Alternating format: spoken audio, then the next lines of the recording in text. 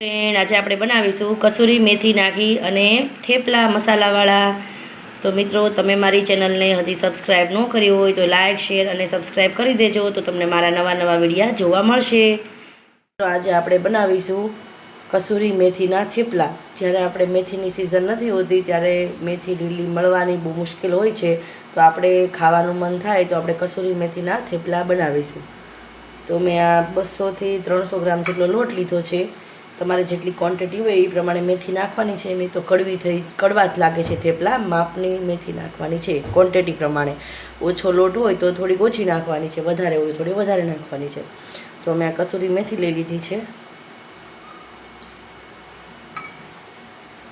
1 ચમચી મેં હળદર પાવડર લઈ લીધો છે.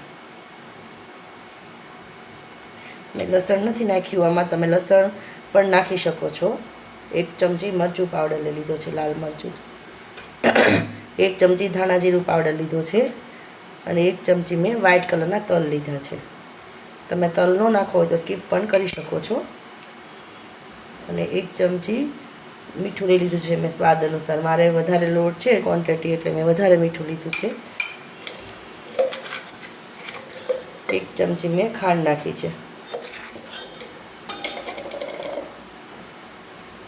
1 લીંબુનો રસ નાખી દઈશું આપણે.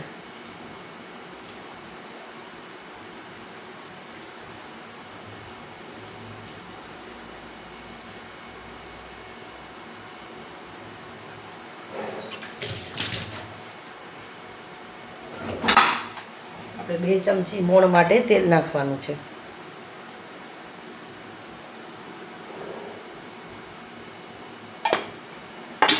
હવે આ બધું મિક્સ કરી અને પાણી થોડું ઉમેરી અને લોટ બાંધી દેવાનો છે આપણે. અને 10થી 12 મિનિટ માટે એને રેસ્ટ કરવા મૂકી દઈશું લોટને. પછી આપણે થેપલા વણવાના છે. જો મિત્રો, તમે આવી રીતે બધી વસ્તુ નાખી અને તમે લોટ બાંધશો તો તમારા થેપલા છે એકદમ સોફ્ટ બનશે.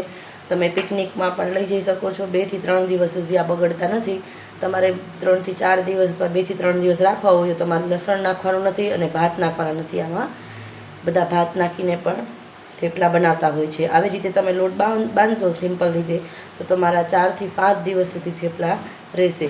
જો આપણે લોટ બંધાઈ ગયો છે, એકદમ મીડિયમ સાઇઝનો લોટ બાંધવાનો છે. આપણે કઠણ પણ વધારે નથી બાંધવાનો અને એકદમ ઢીલો પણ નથી બાંધવાનો. હવે આપણે 1 ચમચી તેલ નાખીશું આમાં અને એને કૂણવી લેવાનો છે. પછી 10 થી 12 મિનિટ માટે એને રેસ્ટ આપીશું.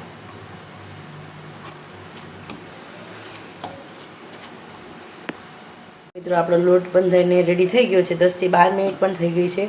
હવે આપણે આને મીડિયમ સાઇઝના આવા લુવા લઈ અને આપણે થેપલા વણી લેવાના છે ગોળ ગોળ.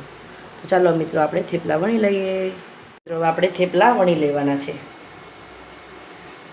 લોઢી ગરમ કરવા મૂકી દીધી છે, તો આપણે થેપલા નાખી દઈશું. એક સાઈડ ચડી ગયા છે થેપલું આપણું. બીજી સાઈડ ફેરવી અને પછી આપણે એની ઉપર તેલ નાખવાનું છે આવી રીતે. મિત્રો, બહુ વધારે નથી ચોપડવાનું તેલ, થોડું ચોપડી અને એને 2 વાર જ પલટાવવાનું છે, નહીં તો આપણું જે થેપલું છે એ ચવડ બની જશે. બહુ વધારે પલટાવવાનું નથી, નહીં તો આપણું થેપલું આપણને ખાવાની નહીં મજા આવે, ચવડ થઈ જશે.